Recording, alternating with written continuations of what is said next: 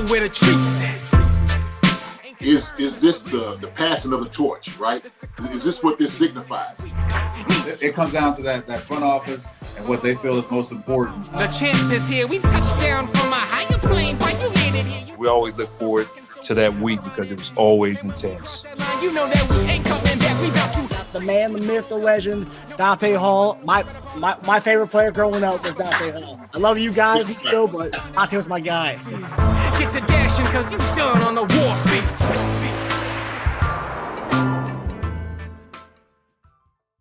This episode of Chief Concerns is brought to you by BetOnline.AG. BetOnline is the fastest and easiest way to wager on all your favorite sports, contests, and events with first-to-market odds and lines. Find reviews and news for every league, including Major League Baseball, NFL, NBA, NHL, combat sports, esports, and even golf. BetOnline continues to be the top online resource for all your sports information, from live in-game betting, props, and futures. Head to BetOnline today or use your mobile device to join today and make your first sports bet. Use our promo code BELIEVE50, that's BLEAV50, to receive your 50% welcome bonus on your first deposit. BetOnline, where the game starts. Hey guys, welcome back to another episode of Chief Concerns. I'm Marcus Dash here with the legendary tight end, Jason Dunn. JD, how we doing, buddy? What's up, my brother? What's going on with you? How you doing? Doing all right? I'm doing great, man. We got the 1-11 and 1 Texans this week. I'm feeling pretty good about this one. But I know you're big on any given Sunday, and everyone's getting paid to play football, so there's no reason to be happy about your opponent and thinking it's an easy one. It's definitely not an easy one. No game in the NFL is easy, and so I think we got to go in knowing that it's a team that is a very capable team that has a very good coach and can be dangerous. And so sometimes these are the ones you don't see coming. It's almost like that left hook. You never see it coming, and before you know it, you're on the mat. So we don't want to get caught with that. They're missing a lot of really good pieces. So this should be something that is easy for us. It should be an easy task. It should be. You put it that way. So if we make it that way, then I'm going to be happy. But I think we just kind of needed another showing to get some things, going. And I think it's just all momentum going into the playoffs. And I think these games right here is the one that you try to direct what you're going to be when you get into the playoffs, right? Like on all cylinders, is everybody on board with everything what we're trying to do? We're going to try some things offensively, some things defensively, then we go out there and just go play. So I think within these next 4 weeks, this is some things I think you could try to get away with, put some pieces that we haven't had in, get them a little bit more time. We're going to start getting some guys back. They talk about Harmon coming back. Kadarius Toney, he might be back, possibly next week. And so when you start getting some of these guys in, we're going to start looking, a lot different, offensively. And so that is a promising thing to me as far as like when you talk about this road being at the very end, how you want your guys to play. And so it all is predicated on what you did in the last 2 games, right? You haven't really been solid by all your standards and all your measures. You haven't really been that team. And so now, everybody's doubting us. I can't believe the Chiefs are second in the league. And like, wait a minute, hold on. Yeah, we're second in AFC. I think third ranking, right, in the entire NFL. Is that where we are right now? Yeah, third. Yeah. So it changes. Here everybody has different opinions on what they think, but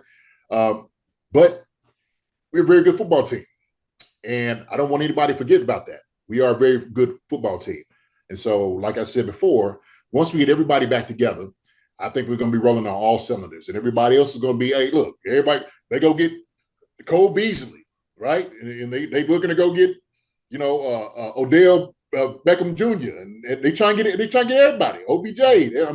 They looking to get guys out there on the football field, right, to fill their roster because they know what they got to go up against, especially in the AFC when you come against the Chiefs. And so I think we go ahead and we'll win the AFC for the championship, and then we get to the Super Bowl. That's how it's going to be. Yeah.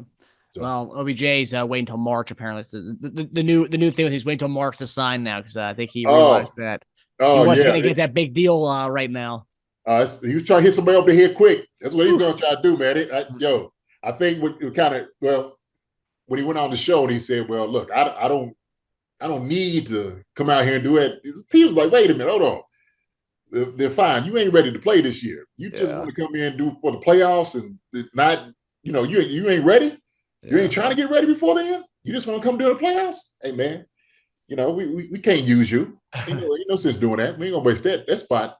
Yeah, going on LeBron's show, I think really did hurt his chances of getting signed this year by speaking that noise. Yeah, man. Yeah, you let your true feelings out. Not to mention how Dallas did him too. So cat's out the bag. Everybody's like, we ain't ready to pay yet. We ain't doing that. So can't be mad on, man. It's business, right? Yeah, of course. It's NFL. Well, yeah. Hey, and we're gonna have based on what we see right now, we're gonna have a lot of guys. We're gonna have a lot of vacancies in receivers. So for all the people who are the big OBJ truthers, like our guy Lance, maybe we take a run at OBJ. And apparently, a report this week, apparently we are still in contact with his people. So there's potential next year. Next year, we're going to have openings. Potentially, Hardman's a free agent. We can get out of MVS's contract. I think Justin Watson's a free agent. There's a lot of guys who are going to be JuJu's a free agent. So our receiver room, based on what we see going into next year, it could be completely different again.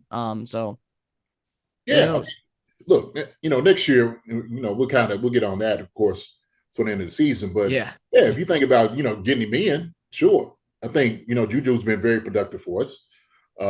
Sky Moore's coming up as a young guy that's been doing, I think, really well in the last few games, kind of getting the ball to him. So I think he's on the rise as far as he's going to be a solid player for us in the future, the next couple of years.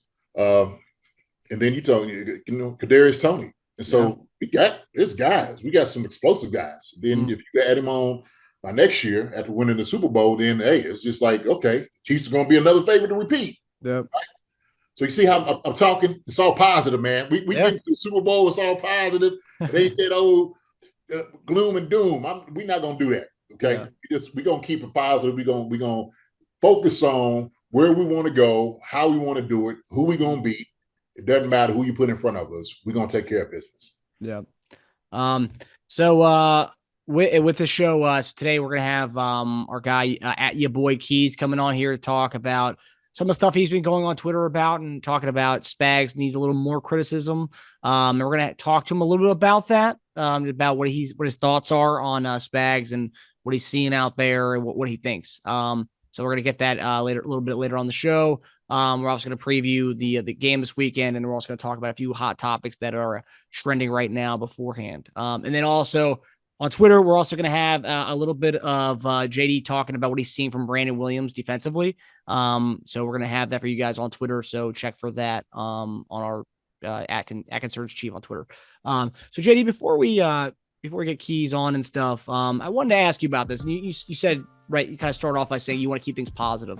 Yeah. And I think with Chief fans, and I think in national media in general, I think everyone's gotten so used to Mahomes dominating that they have to look for flaws and they have to kind of look for storylines to kind of, put him down a little bit to try to make other quarterbacks go up a little bit. I think that's always been the case. You see it in the NBA, they put LeBron down to rise up other players, but you don't have to do that. You don't always have to look for negatives to fill storylines. And I know he threw 3 interceptions last week, so people kind of focus on that. But there's one thing I wanted to focus on from this past week, and you played with the Chiefs. You also played with the Eagles in the NFC East. You played in some really good divisions and probably the best division rivals, set of division rivals of both conferences, actually. Absolutely. Yeah, 100%. NFC East and AFC West. Right. And Mahomes, in his tenure, this stat that kind of stood out to me, that after this game on, against the Broncos this past weekend, Mahomes became 15-0 in away games since he started for the Chiefs. 15-0 going to San Diego, LA, Oakland, Vegas, Denver. I mean, you played in these heated rivalries where you guys had to travel to these places. Yeah. Let's talk about how hard of a feat that is. And I know obviously it's a team game, but for a quarterback to go into these places and be undefeated in the 5th year he's been doing this. Mm-hmm. I mean, it's wild. I mean, talk about how amazing of a feat that is for Mahomes to be 15-0 to go in and play in these places in the AFC West. I mean, that's very difficult. I mean, it's very difficult, especially going into, like you said, we used to go to San Diego, Oakland. Of course, we know it's a hostile environment. Denver's always tough because you got to deal with the, the altitude, it's part of the element. And so, when you're thinking about playing these teams, then it's always, you had to play them twice. And when you go out there, these teams already know you. So it's not like you're going to do so much more to like try to trick them, right? It's like the kid right across the street from you. If y'all gotten into a fight, you know what his strengths are. You know if he has a bad knee, or if he can't, he's not good at wrestling. You gonna know all those different things, right? Y'all been playing the same playground for so long. It's like, look, I know this guy. Okay, you know what makes him mad, so you're gonna say something about his girlfriend or something like that, or what his teeth looks like, or or he smells. Okay, and so that's the same thing. We're not tricking them with anything. They know us, we know them. And going 15-0, man, that's a huge feat to do. That's huge. And so if we're not acknowledging that Patrick Mahomes is playing at an absolute all-time perennial power at what he's doing, that level is, I mean, I don't know how you don't appreciate that, especially just as a football fan in itself, right? It's like, man, you're going to all these places that we know is tough, and you're winning. That's what you're doing. And, it's just, that's a hard thing to do, man. I've been all those places, and I played. And when I'm telling you that they do everything within their power to make it even tougher on you, they will do it. And so I remember we talked about going out to Oakland and how they didn't even let us, take warm hot showers. It turned, cold showers on us. I mean, it seemed like things are just damp. They don't make it ideal for you when you go in the locker room, stinky and all, just seems like, they want you to be uncomfortable. And so you had to go and play that, get into the locker room, which is uncomfortable. Just the traveling out there to the West Coast is always a bad, that's a bad trip, just going out there because it's long. It could be taxing on the body and the mind. So Patrick has been able to step above that and beat these guys, some really good guys, some really good quarterbacks, in Herbert, Carr, right? And so, I mean, he's been some guys out there, man, that's been doing that I call good football players. They're good, good quarterbacks. And the Chiefs they've been taking care of business. Patrick has been taking care of business. So that's a wonderful feat. It's a wonderful feat. Yeah, that's one thing. I think Chief fans in general, the ones who get mad by the 3 interception games, it's, don't take this for granted. And I mean, like JDB, you play with some guys, obviously play with some great quarterbacks. You also play with quarterbacks, who are kind of journeymen in the league. And, and like, I bet you would love to play with Patrick Mahomes. You'd love to play in this era of the Kansas City Chiefs where they are, going to the division rivals and winning every time you go there and stuff. So it's like, as fans, you get mad about the 3 interceptions, but, short memories, because like what he's doing for us on a grander scale, I mean, just don't take it for granted. This is something we may never see again for Chief fans, Yeah, I mean, that's true. That's true. And you gotta appreciate the moment for what it is, right? You can't look past it. So it's like, before he won 15 times on the road against these guys. Man, that's insane. So I think it gives context because we were watching. I had some pictures of when they won the Super Bowl, and I came out there for the parade and whatnot. And I was looking at some of the crowd, and I'm sitting there like I went to some of the crowd and I was talking to some of them. Like some of those fans just don't know who I am because it's just been that long ago. So the context of like the history of the Chiefs and what they went through and all of that, they don't quite know it, right? Mm-hmm. They just know Patrick Mahomes. And sometimes you get spoiled because it's like, okay, this is how it always has been. That's just not true. Mm-hmm. There's been some really up and down rocky days and times and years that the Chiefs have went through. And so I was fortunate that we played, in a good era. We did really well. We probably should have went to the Super Bowl in one year. Yeah. Hey, but but that shows you how difficult it is to get to that place, mm-hmm. right? And so that's why I'm like, man, it's so hard to, get on this guy and just, try to pick him apart, every little thing. Just pick, all the good things he's done. And, man, what are they doing? And I'm like, man, look, appreciate what you have. 4 AFC championship games. 4. That's exceptional, right? 2 Super Bowls. Like, come on now. So sometimes you can get spoiled for the things that you've done and what you've accomplished. And, it's just like, okay, that's the standard. But you need to realize, like, what this thing has transitioned into, right? So we transitioned to a very good football team, one of the best in the league. And so we are the most hated team out there. They don't want to see the Chiefs win, and so that's what it is. And they're going to pick Patrick apart. They're going to pick the Chiefs apart. And then the problem is when sometimes your own fans do it. That's what some of the problem is. And you're not saying that the fans are wrong and being criticized and saying things, but also too, it's like, okay, hey, look, those are your guys. I get it. Hey, support your guys. Hey, be critical of them. If they're not doing something well, yeah, talk about it. But then if the extra thing going into it, it's like, that's the issue. That's the problem. When you're purposely looking for something like, he didn't have the right shoes on. Oh, we start getting on his, his wife and all, that's like all this stuff is just, to me, it's just maddening. Mm-hmm. Yeah. And a buddy of mine who actually worked with the Chiefs, he was partying with the team after the Super Bowl. And Dustin Colquitt was on the team. Colquitt, yeah. You played with Colquitt, right? Was he still on the team when you were there? Yeah, DC. Yeah, okay. That's my man. Yeah. And my buddy was actually, he was partying with Colquitt for a little bit. And Colquitt's like, man, he gave him a giant hug. He's like, I've been through some dark times, dude. This is like, and he looks at my buddy. He goes, dude, I've been through some dark times. This is amazing. Like you have no idea how I feel right now. And like, yeah, I mean, he was with, towards the end of your career. And then he was with some of those dark times, the Pioli era, or the spying inside the franchise era. And then, the 2-14, the Javon Belcher situation, so much that happened. And you're right. A lot of fans weren't around for those times. They don't know that we went through so many dark years. And to now we have this, it's like we're 10-3 and people are crying and saying we need to fire Andy Reid online. It's like, what? It's unreal. Just don't know what you have. And if anybody could talk about that, talk to how far they've gotten, it is definitely Colquitt. DC will tell you everything, man. He'll let you, like you said. I mean, when you're talking about the tracks that they had to do to get to where they got to, that man can lay it down for you. There ain't no doubt about it. And so, and look, it's good. Hey, look, if you were born in this area, you just became a Chiefs fan a few years ago, and 5 and 6 years. Hey, you know what? All right, good, right? Celebrate the team. Make sure you celebrate them though, okay? Because you have no idea what them jokers have been through to get here. Celebrate team, and then also learn your Chief history too. Learn your history. Gotta learn your history as well. It's important. It's important.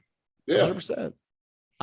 We wouldn't be having Chief concerns if I wasn't rocking the JD era at Chiefs back in when I was 8 and 9 years old. There wouldn't be no Chief concerns. Yes, sir. Yes, sir. Okay, so now our guy Keith is going to come on here. He's going to talk about a little bit of some of the criticism that's going on Twitter, and he's going to kind of voice that for us about our guy Spags, who's been a very common enemy number one for a lot of Chief fans. So we're going to talk to our guy Spags. All right, Keith here.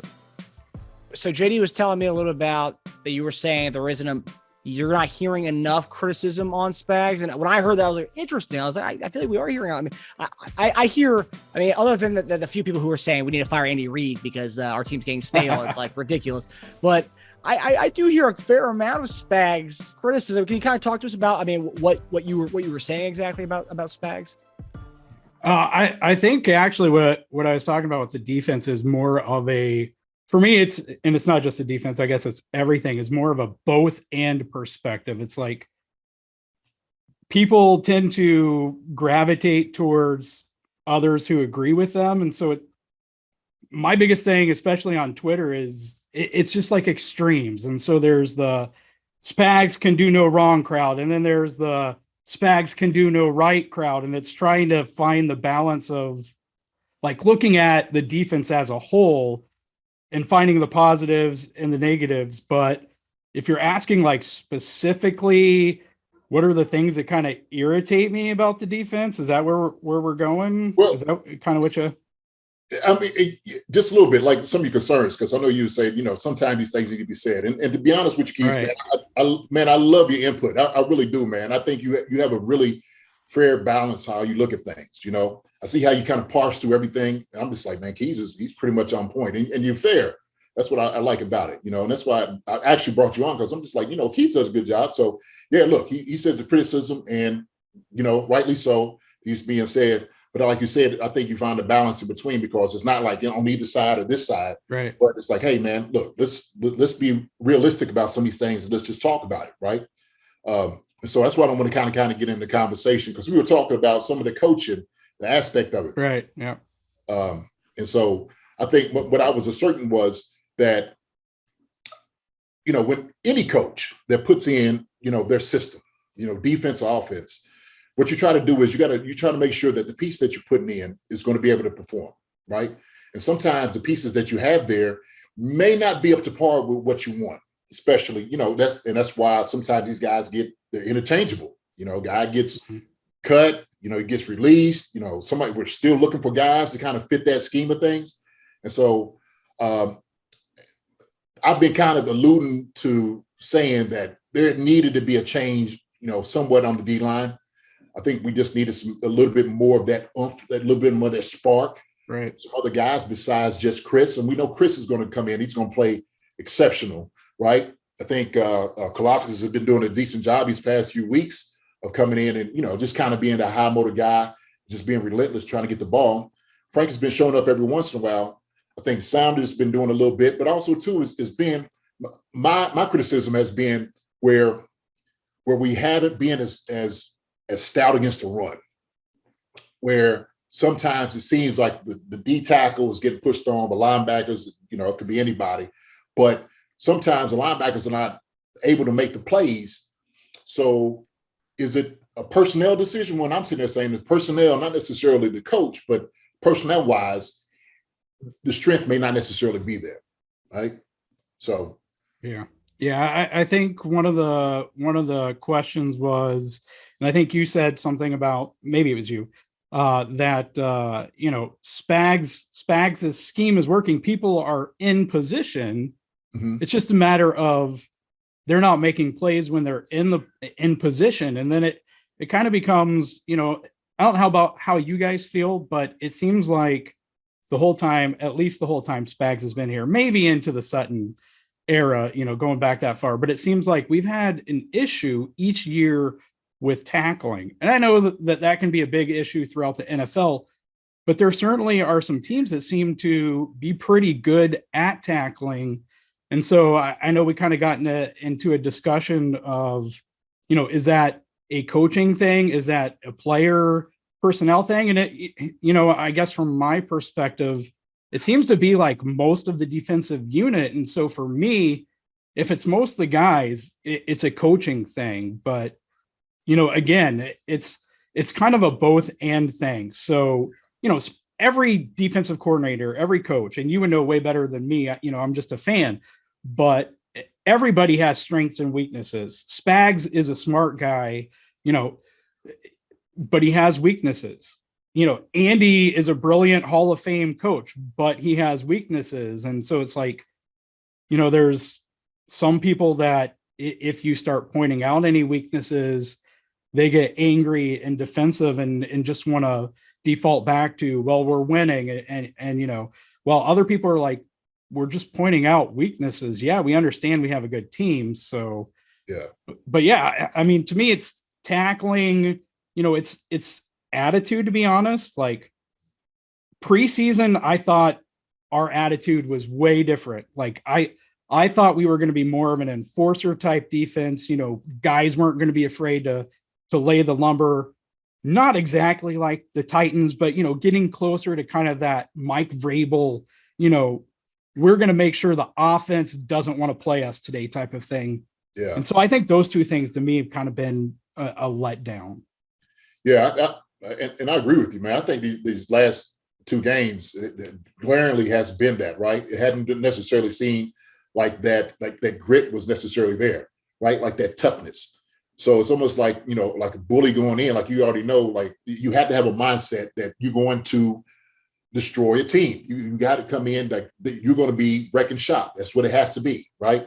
And I agree with you. I think that the past few games, at least the two, I would say Bengals, of course, because, obviously when everything was being amplified because of the talking, right?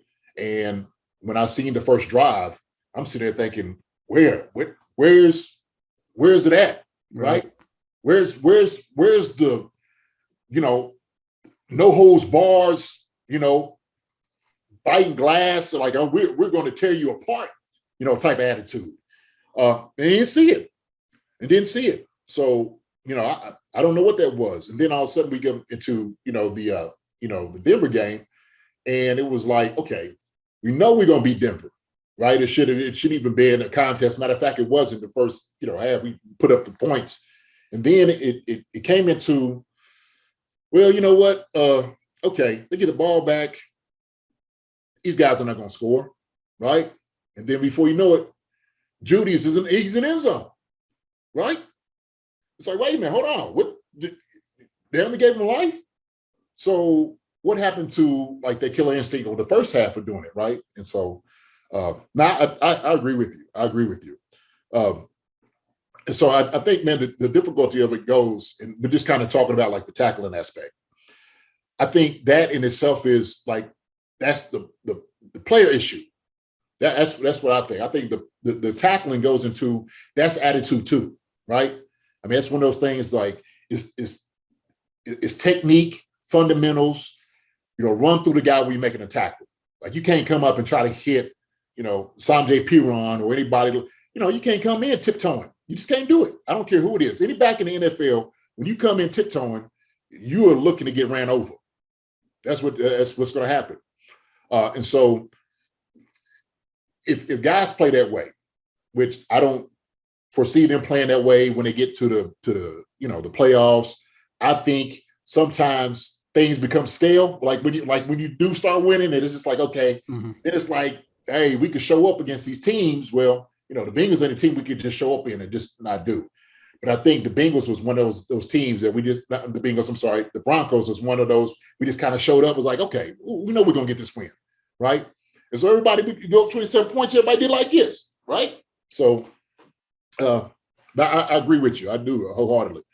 But yeah, no, good assessment, man. Yeah, I do think, though, I mean, our defense did play really well in that game. And I just do think that the 3 turnovers from Mahomes, and that's why Mahomes said the defense played great. They picked him up today. He gave them added possessions, and I feel like maybe the defense was a little exhausted coming out there the 3 added times where we had these picks, and they were playing great up to that point, and then that's when the interceptions started to happen. And I feel like maybe Mahomes was playing looser, trying to squeeze balls into windows that weren't there, and he even said it himself.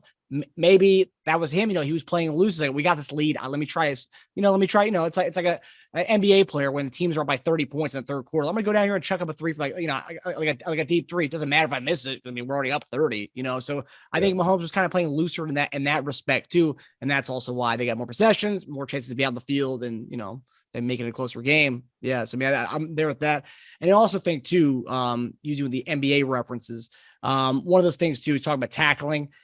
Yeah. And this is where I think it's more of a player thing versus a coach thing. Whereas that's just an effort thing. That's just like, getting down and making that tackle. And I think a lot of these guys, and I'll say the NBA thing is rebounding. With my Sixers podcast, rebounding's been a big thing, and a lot of fans want to blame it on Doc Rivers, like everything else they want to blame it on. But rebounding, that's just an effort. That's just going to get the ball and getting it, making the tackle, just going to make that tackle. And yeah, could it be a little bit of the young guys, maybe thinking too much instead of, actually just going out and playing? Maybe it's a little bit of that. I think that's not Spags' fault. And I think the one we point to the most is in that Cincinnati game, end of the game, 3rd and 5, 3rd and 6. There was 3 guys around Jamar Chase. You make that tackle. Yeah. He didn't make the tackle. And that was a great call because, Spags drew that defense up nicely. You make that tackle, we could possibly get the ball back and, see what happens on that point. We never got the ball back. So, yeah, I do think it's a little of both, but to blame everything on Spags, and I just think it's the tackling emphasis, and I don't think that's more of a coaching thing. And you're right, that was an issue with Bob Sutton too. So maybe it's just personnel. Maybe we're not bringing the proper guys in. I don't know, but you're right. That was a thing with Sutton too, and that was I remember that was a big critique of Sutton's defense. So. I don't know. Would you say it's personnel, JD? Would you chalk that to be a personnel thing? We're not bringing in the right guys for the defense we want to run. I think we got a good personnel. I do. I think, like you said, it is all about, the be aggressive, right? Like the chili, be aggressive, all of that, right? It has to be like rebounding is all about attitude. When you talk about Dennis Rodman is his attitude. I want the ball more than you want it. That's what I'm gonna do. I'm gonna go through hell and high water to go get this ball. And so what it has to be. And so like when we talk about like that when Chase made it first down, you got to make that tackle. You got three guys around you. You have to make that tackle. Somebody has to step up and make that tackle. And so it's a letdown just because, when you are in a position to make the tackle, then you don't get it. Okay. And so it's not like, well, was that a bad call? No, that's on the guys. And the guy, look, and make no mistake about it. I'm not here to beat guys up. Guys know that. Okay. I mean, that's what film study is all about. They really are. And so, like I said before, as much as we talk about it and upset about it, these guys are even more upset about these things and not getting it done, right? And so, because the thing is, that's their livelihood. And you seeing a guy who's not getting things done, hey, guess what? You're going to the practice squad, or we're gonna get you out of here. That's the way it works. Yeah. So that's you have to be able to want those things. You got to be able to do it. And it is. I think it's just one of those efforts. I think it is an attitude that you got to do it and go out there and make the tackles. But yeah. Keys, what do you think, man? Well, let me ask you a question, because you said that. Do you think that part of that attitude, though, is kind of reflected by either the coach or a leader on the defense? Like, the whole time you guys are talking, I'm thinking, you're talking about us needing a Pat Mahomes on the defensive side. But I'm also thinking of, certain defensive coordinators where you do adapt their attitude. Like I said earlier, with like a Mike Vrabel, that right. Defense very much has his attitude. And I guess my question would be, does our defense have Spags' attitude? And if so, is that problematic? And I don't mean, I'm not saying fire Spags from that, but I'm just saying, like, like I said, every coach, every person in general has strengths and weaknesses, and it's which ones can you live with, which ones will you die by type of thing. So, yeah. Okay. So I'm going to give you my truth here. Okay. When we played the Bengals, I thought we should have pressured more. I mean, that's what Spags is, right? Spags is a guy that's going to pressure the offense. And he's going to bring one more than what you have to block. He's going to make sure that he's going to come from all different angles, different sides, and different people. And I think it's the beauty of his defense, no doubt about it, because you don't know who it is. Safety comes down and plays in the box. Now he's coming off the edge, right? And I think the Bengals, it almost like that week, I'll be honest, I think we kind of, because of all the talk and stuff like that with Justin Reed, I think we kind of took their teeth away a little bit. In a sense, right? Because it's like, man, don't talk. Well, hey, look, if you're not scared of anybody, you're not worried about Jamar Chase, you're going to play, okay? As a matter of fact, I'm like, man, we're going to come get him. We ain't talking about like it. We're going to bring the house down on Joe Burrow, okay? Hey, we had Joe Burrow that came through the A-gap, and all of a sudden he's doing the little, dog crawl, making it look. I'm like, yo, like this, man, if we don't hit this joker, right? And just like send a message. And that's why I was saying, like, it seemed like we was playing cautious that game. And I get, because of, you want to stop Jamar Chase. Jamar Chase is back. You got young corners. We trusted them all during the season earlier, right? Which I believe in. I believe, look, you trust the young guys. And what you want to make is errant throws. I don't care who it is, a quarterback, right? Tom Brady, Patrick Mahomes, and especially Joe Burrow. You bring pressure on this guy, he's going to throw one up, and we knew the offensive line was giving up sacks, right? So that's my time to be aggressive. That's me. That's how I felt. And so when I seen the game, I think we was playing a little bit cautious on some of those things, or some of the downs, and I get the thinking of it, but also too, that's your identity. I think the games before then, because we was trusting the young secondary, I thought bringing pressure was perfect. I think some of the calls Spags was making all during the season was incredible calls, right? And so even if we was weak in some areas, right, I'm just going to say that, some areas I think that we weren't as strong as we should be, okay? And that might be like maybe some line play, stopping the run. The pass we're going to do, right? We put the young guys on the island. You just be more athletic than the other guy. You just got to go out there and make a play. And I think, playing the Bengals, I think we just kind of got away from that. I really do. And so I think it just, like, and Marcus said, play in Denver, when you up by that many points and then all of a sudden you get put in a bad position, now all of a sudden, you don't have the win. Like, man, we just came off the field. We ain't playing high altitude. Right. Guys are gassed. We're trying to figure out how we're going to just, they got the oxygen mask got on the sideline. So that's a hard place to go play, to go out there and just play, series after series after series, which is tough. And so I think all of those things has context, man. But no doubt the defensive coordinator and coaches are conduits to the players, right? I mean, we know that. They got to have that attitude. Like you said, Vrabel and stuff like that. Vrabel's always going to bring, that's who he is, his attitude. And I think Spags has been doing that. I just didn't necessarily see the Bengals game. I love Spags, man. You know what I'm saying? Know Spags for a long time, man. That's my guy. You know what I mean? And I think that I just felt like that week, it just didn't seem right. It didn't seem like the same defense, and they said a bug going around and stuff like that. I know I'm talking a lot, but I just seen a lot of different things that I was just like, like, could that be it? Wow. What is that? Right. And so, like, the missed tackles was one of those things to me that was glaring, like, wait a minute, hold on. We missed way too many tackles. And it wasn't necessarily guys was out of position. They're just missing them. We're talking about some good tacklers. So that's what I thought. That's my assessment of everything, man. The last few weeks, really. Appreciate you coming on, man. Hey, thanks for having me. Yeah, man. Seriously, you want to tell everybody, man, we can find you on, getting your thing out here. So let everybody know where we can see you and get in contact with you. Like I said, I think, man, as far as the voice of reason, I love everything that you have to say, man. I love your balance of everything. I think more people. And I'm like this. I'm one of those that I want to promote guys and fans and stuff like that I know that are analyzing what's going on out there. You do a great job of analyzing the game, man. And I don't think you get enough of, pub of it. I know we kind of have a conversation. I'm just like, man, where's everybody else at? Like, listening to this thing, man. Just, so yeah, I enjoy it.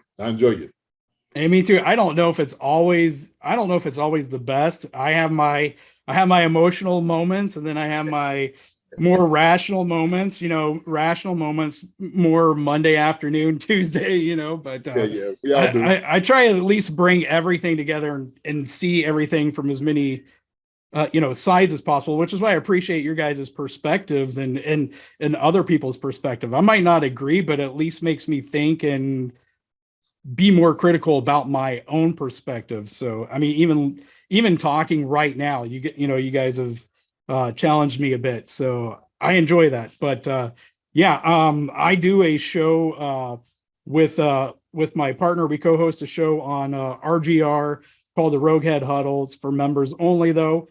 We also, with a third co-host, have our own YouTube channel, Back Talk Bros. And so we do that. You can find me on Twitter, your boy Keys, YABOIKEAS. And so I think Marcus and JD both follow me on there. So you can find me, we have that all in common. So yeah, well, I'll make sure to put that in the description of our episode, so people will know where to go get your takes on Twitter, man. Yeah, appreciate it, guys. Hey, man, thank you, man. Thank you. To my brother, I said what's up to out there, man. I know it's a late night, man. I can get back on your show, man. So we have a great conversation. Staying up late at night, man. We, like I said, man, I enjoy you. I enjoy, all your takes and everything like that, man. I enjoy your input, man. But I appreciate you coming on, just having a conversation with us, man. Seriously, I do. Hey, thank you guys, and thank my wife for keeping the kids relatively quiet. Thank you to your wife also. Yeah, please tell her thank you for us. All right. All right. Thanks, guys. All right, Keys. Appreciate it, brother. Man. Appreciate it. Happy holidays.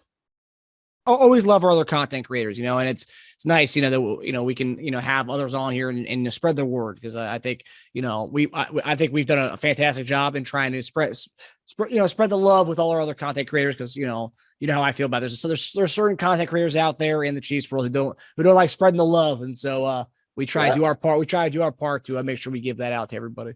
Yeah, man. I think it's crazy. My thing is, because I like getting different perspectives on things. And I think, like I said, Keys does a really good job, man. And we follow him, and I listen to him. I've been on the show before. And I think he has a really good, balance and how he looks at things. I love, how he breaks things down. And I think those guys like that need to be promoted. There's more people out here that we need to put on the show just to say, hey, man, say what's up to everybody. I want everybody to kind of see you.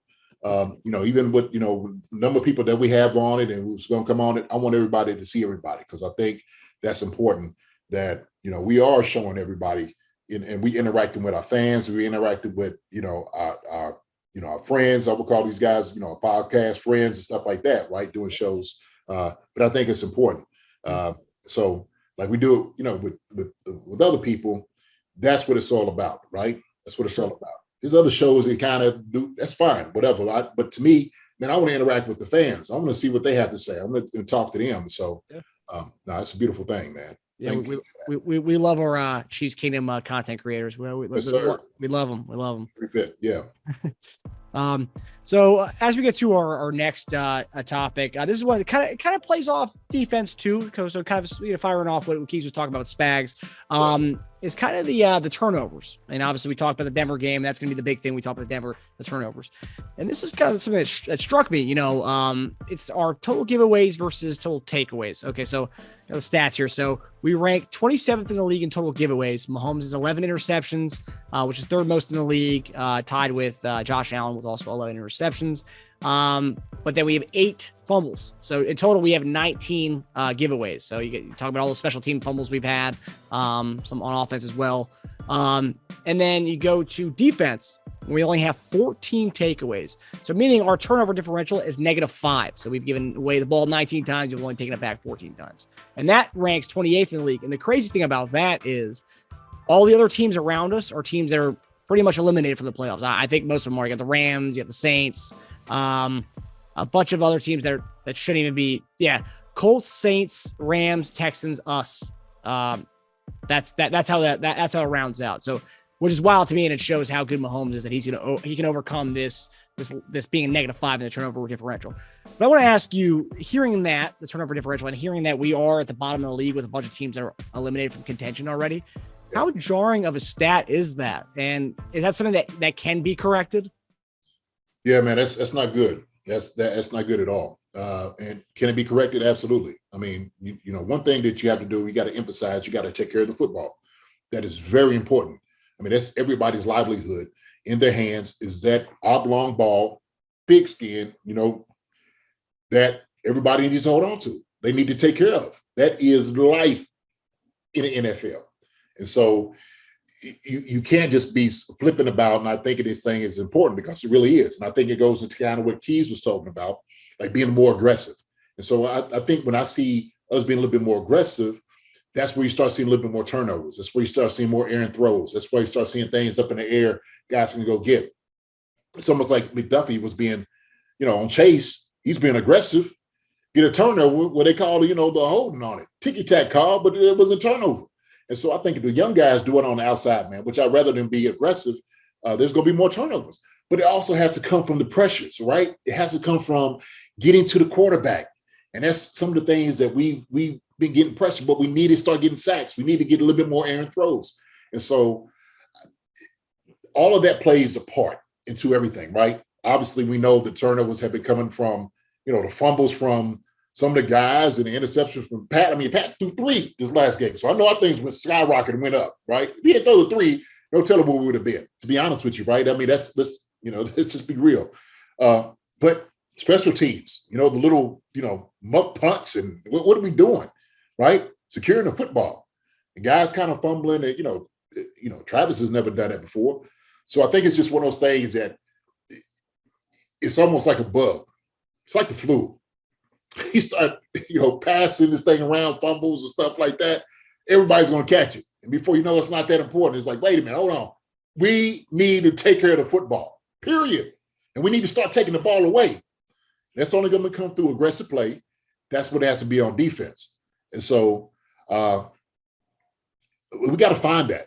We got to be able to find that nugget somewhere somebody making a play, being aggressive, going after the football. And so, yeah, maybe we had to go in and start ripping the ball out like they did with Travis. You know, when guys get in the huddle, pull that ball out, you know, work on that, practice that even more, you know. And so it's like kind of what Keys was talking about. Man, that coaching that, make sure we getting that form in, you know, come in, rip the ball out, let's go over it. You know, that's some of the fundamentals and techniques that you go through practice. So, and I'm sure they're talking about, I'm sure they're doing it, but it's got to translate on the field. That's where it is. But that stat in itself, man, is not good. Got to do a much better job taking the football. We got to do a much better job of taking the ball away. Pure and simple. Yeah. Like you said, if you take away the 3 turnovers, that would leave us at -2 for the year. The teams that are in the -2, the turnover differentials: Atlanta, Green Bay, Tennessee, the New York Jets, Tampa Bay Buccaneers, and Carolina Panthers. I mean, still not the best of teams in that. You know, the Jets, who are, you know, I think a game out of the wild card in that case. And then you got the NFC South winner between Tampa and Carolina. But if you look at the creme de la creme teams, the teams that we're going to be, you know, let's look at AFC. I'm not even going to look at the Eagles numbers because that's wild. They're +14 in the turnover differential. Oh yeah, they're doing a phenomenal job. But if we look at it, man, if you think about like Tennessee's got a good defense, Jets was having a pretty good defense, Tampa Bay, pretty decent defense. So he's not chopped liver, right?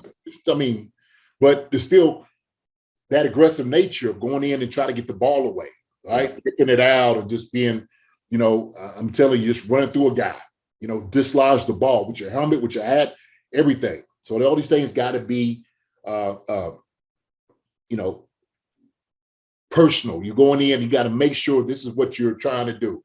We're trying to go in and purposeful is what I was trying to get the ball away. Mm-hmm. Yeah. Cincinnati and Buffalo both are the same with +2. So those are the teams, you know, that everyone's saying our biggest foe in the AFC is going to be between Cincinnati and Buffalo. They're +2 in that. We're -5 in that. So that's a 7%. That's 7 differential right there. Oof, that's crazy. Yeah, it is. It's difficult. But I mean, offensively, we leave in a lot of categories anyway. And we look at AFC, you start looking. That's true. That's true. So protect the football more so on our side, on the offensive side. Protect the ball. Don't give it away. Okay, so that's true. Okay, so this week, and this is something that, you know, we kind of talked about the show. It's our last topic, our game predictions. But I want to kind of open this up to you, JD. So, Chiefs high spread of the weekend. We are 14-point favorite at Houston this weekend, a 1:00 game. We're gonna have our guy Trent Green, your QB1 over there is gonna be calling the game. So that's huge. And also Kevin Harlan will be there as well with Trent Green. So you got the Kansas City crew between the two of them. Who'd you say? I didn't. Kevin Harlan and Trent Green. Okay, all right. So the KC crew between the two of those guys. So we're gonna have a lot of love in that one. Okay, so 14-point favorite, highest point spread of the weekend. They're gonna be without a lot of guys: Nico Collins, Stingley Jr., Damian Pierce, Brandon Cooks, and a few other guys. So I want to get your prediction for this game, but is there any chance that Houston can come away with a victory? And what would have to happen for Houston to come away with an upset this week, which would probably be one of the biggest upsets we've seen in a long time with 14 points? Do they have a chance? You always have a chance in the NFL. You know, like I said, didn't think it happened, you know, but what we're looking for an absolute destructing the Texans up. We're trying to destroy that team. And I think this week is where you come in with the blitzes, with the pressures, because, you know, who you got, you ain't got your top running back, you know, your top receivers. I mean, you're missing all these pieces. You could come at these guys, right? If you want to take all the bitterness and hate and doubt that's been in the past couple of weeks, take it out on these guys, okay? Oh, they almost beat Dallas. And okay, I'll tell you what, they ain't going to beat us. They ain't going to almost beat us. We coming in with a sledgehammer and we're going to wreck shop. That's what the mindset has to be. And why not go ahead and get it back right now with a team that you should be, right? It's a team that you should be, not just by 7 points or 10 points, by 14. You ought to destroy this team by at least 21 points, okay? You should. So they ain't got their top dogs in. Shouldn't be no excuses whatsoever. But if I'm coming in Defensively, sledgehammer. Offensively, let's run the football. Let's be effective. Let's run the football.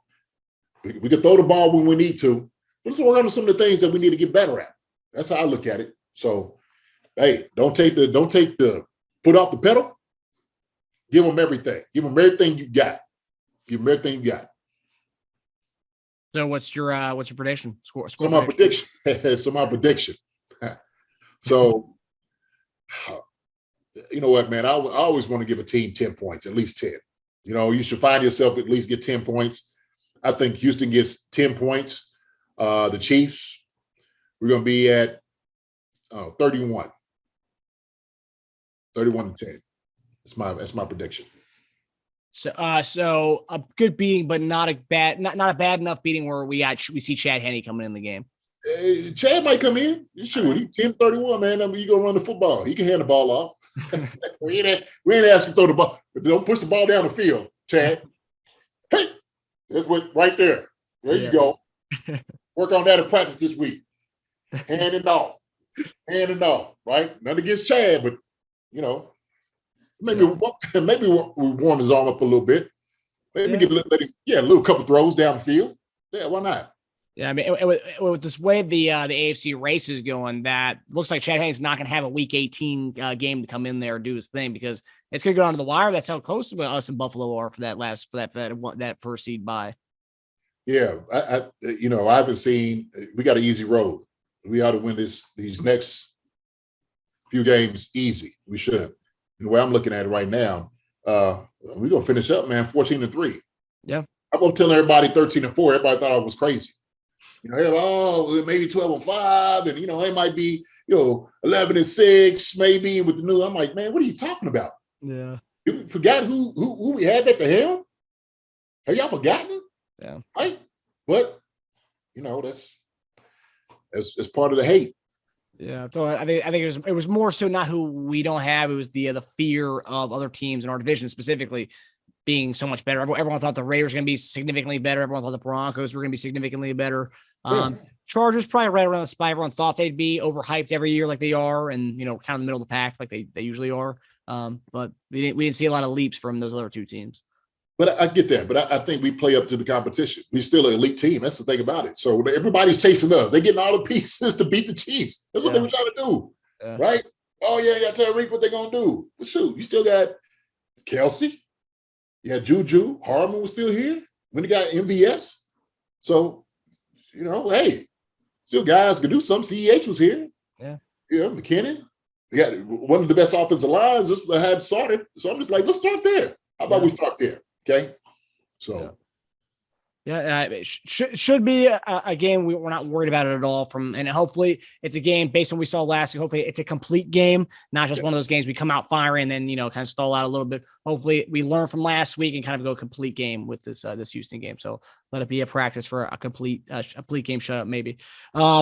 But that does it for us. Thanks for tuning in to Chief Concerns presented by BetOnline. We'll see you guys Sunday right after the hopefully 1:00 domination with the Houston Texans with our guy Lance to talk about the game and react to it. And also, I do want to make one more thing. I know that a lot of memorials have been posted online and on Twitter and ESPN about the passing of Mississippi State football coach Mike Leach, a guy that, I mean, you could say the modern day offices that we're seeing in the NFL now, we wouldn't be seeing if it wasn't for this guy. We potentially could have a Pacheco Mahomes if it wasn't for the offenses that Mike Leach kind of started up with in Texas Tech with Cliff Kingsbury, and that kind of, transpired to what, modern offenses all over the place. And now it's starting to come to the NFL.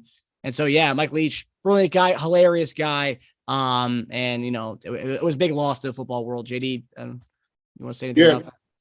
I tell you what, man, it's always sad, man, to see a guy, an icon, that loses their life. Life is precious. So sorry. I hate to hear it about Coach Leach.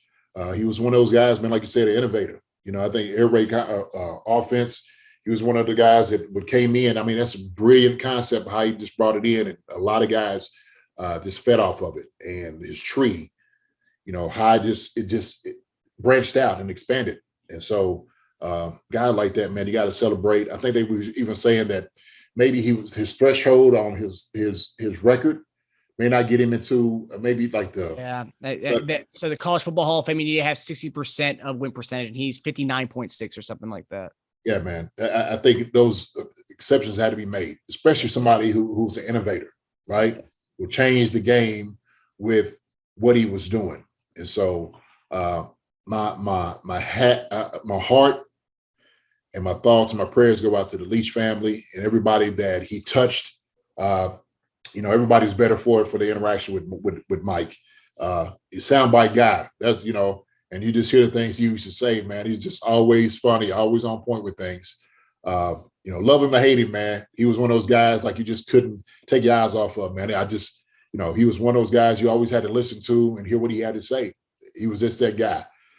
So the football world definitely lost a great man, a great football coach. And so, like I said before, thoughts and prayers out to the family, Leach family, Mississippi State football team, and all the guys that he impacted in his life. Yeah, 100%. Rest in peace, Mike Leach, and sending our love to the Leach family and the Texas Tech, Mississippi State, the Washington State, and even people. And I didn't even realize this. He didn't play football in college. He was a BYU rugby guy, and that's kind of how the air raid kind of got started. Was when he was, he got to go into a lot of the coaching meetings with the Steve Young BYU team, and he saw them kind of spreading guys out, and he was like, "Ooh, that's an interesting concept." And then the air raid concepts began from that. So, Yes, a fascinating guy. But all right, guys. Well, we'll see you on Sunday after the Chiefs and Texans game. Hi, everybody. Thanks for watching. Subscribe here to get the latest from the show. Also, be sure to check out the best clips from Chief Concerns. And if you prefer to listen to the show, subscribe and follow us on Apple Podcasts, Spotify, and anywhere else you get your podcasts.